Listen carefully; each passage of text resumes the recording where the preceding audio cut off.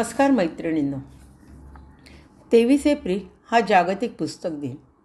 आपण वाचन करायचे म्हटले तरी आपल्याला प्रश्न पडतो, काय वाचावे बरं? आजकालच्या जगात मुलं गोष्टींच्या दुनियेपेक्षा मोबाईल व टी व्हीच्या दुनियेत जास्त रमलेली दिसतात. मुलांनी तर वेगवेगळ्या गोष्टींची पुस्तके वाचली पाहिजेत.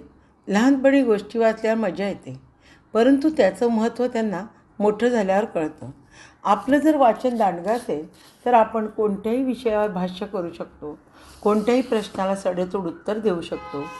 मिळवलेले ज्ञान कधीच वाया जात नाही. वर्तमानपत्र तर प्रत्येकाने रोज वाचलेच पाहिजे. त्यामुळे आपण अद्ययावत राहतो आणि जगात टिकू शकतो. पुस्तक वाचनामुळे माणूस घडत जातो. त्याला विविध प्रकारचे ज्ञान प्राप्त होते. बुद्धीचा विकास होण्यास मदत होते. स्मरणशक्ती वाढते.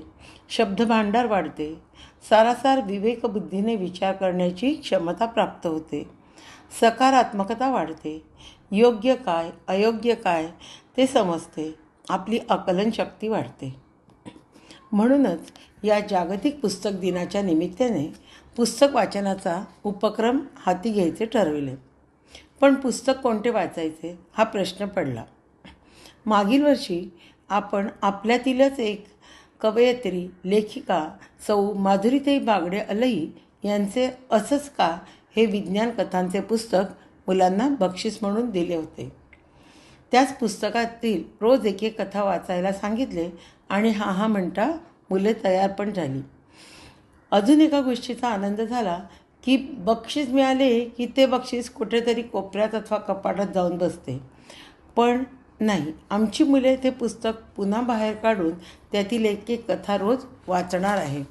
आणि ज्या मुलांनी या उपक्रमात भाग घेतला नाही ती मुले देखील रोज एक कथा ऐकणार आहेत आणि वाचणारही आहेत.